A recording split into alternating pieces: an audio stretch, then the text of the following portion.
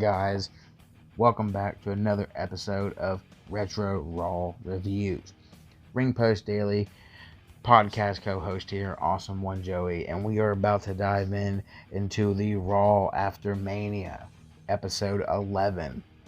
This is from New York City, April 5th, 1993, at the Manhattan Center, and we've definitely got some ups compared to last week's episode, to the last episode before this. So let's get right into episode 11 of Monday Night Raw. So we start off the very first ever Raw After Mania with Bam Bam Bigelow defeating Virgil. Now this match went on for about 7 minutes, and it was a great, decent starter match. You know, it really was a decent starter, and good back and forth action between both men. Bam Bam Bigelow, he was supposed to face Kamala at WrestleMania the night before, but due to time constrictions, that match was scrapped. So he definitely deserved this win on Monday Night Raw, and it was a toss-up. Who was going to win, Virgil or Bam Bam? Gets an up in my book because, like I said, great hard-hitting action between both men. In the end, Bam Bam came out victorious. Wasn't a bad starter to Monday Night Raw. Gets an up. But then we move on to our second segment. Jerry Lawler comes out to ringside and cuts a small but effective promo. This being his Monday Night Raw debut, it was very important that he let the fans and the crowd at home know exactly who he is, exactly who he was. And he comes out and demands respect, but they give him the Burger King chant. He says, "I'm not competing." He walks to the back, and he really does play off this heel royal gimmick to a T so far.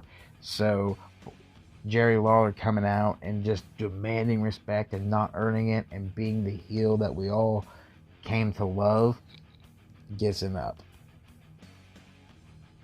And then the next segment we get is Mean Gene Okerlund interviewing Mr. Fuji and former WWE champion Yokozuna.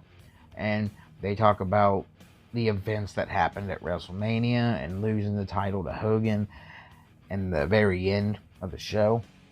They demand justice. They say that this match with Hogan at Mania wasn't real, shouldn't count. They want justice. And this is a good way to keep the feud going, keeping that fire lit the day after WrestleMania. Good way to use Monday Night Raw to their advantage. The night after Mania, and here they are continuing that story, and it gets an up in my book. And then we get on to our second match. Bob Backlund defeats Kim Chi. Now this match went on for about 4 minutes, and it gets a down because first off, the match was boring. Fans wasn't into it. They didn't really care about someone, a former WWF champion, Bob Backlund, going up against a former manager of Kamala, Kim Chi. No, the fans weren't into it. It was boring, and obviously Backlund was going to win this match. Coming out of WrestleMania and being on that card, I think he deserved a better match. Yeah, Kim Chi got in some action on Raw, but it was boring. It had nothing to offer to the show, and it was one-sided, and we knew who was going to win from the beginning. So due to predictability and boringness, it gets it down. And then we move on to our third match. Damian Demento defeats Jim Brunzell. Now, this match went on for about 5 minutes, and it gets it down because Demento defeating Brunzell was a terrible match. Fans weren't invested in it. Match had no action, no excitement. I mean, you could hear a cricket in the room. It was just boring. And the fans weren't really big on Demento anyway, who was, I guess, the bigger name in the match. But you had a name in Demento that no one cared about. And then you put him up against a jobber, someone he's obviously going to beat. When you have two wrestlers in there that no one cares about seeing, You're wasting television time. This match gets a down.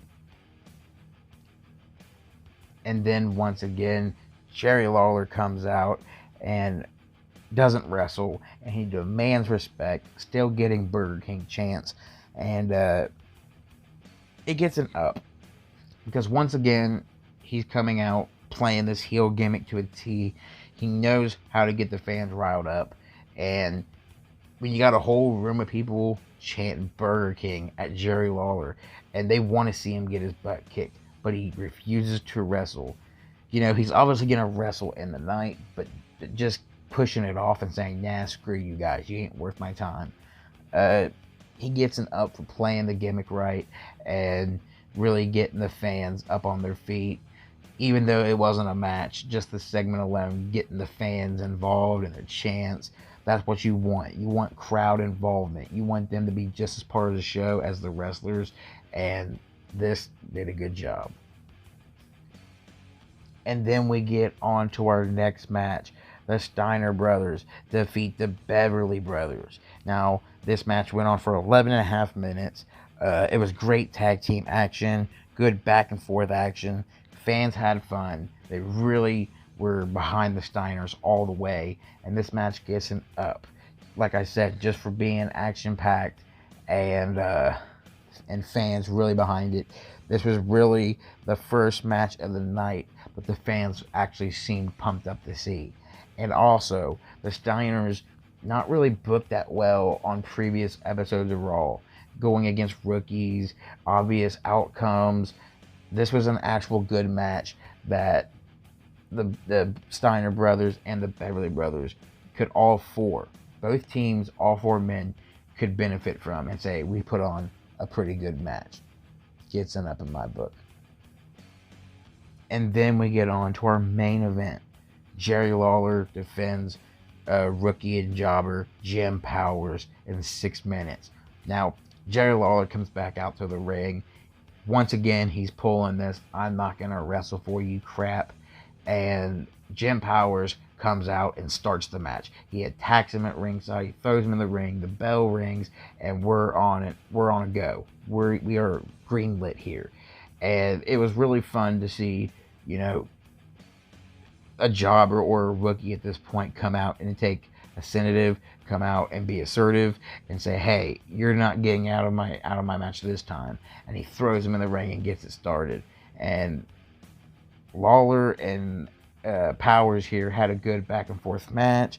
The fans were really behind Powers, and unlike other matches where jobbers or rookies are pretty much unknown and the fans don't give a crap about them, they were behind Jim Powers because they wanted to see the King get the crap kicked out of him. This match gets an up in my book.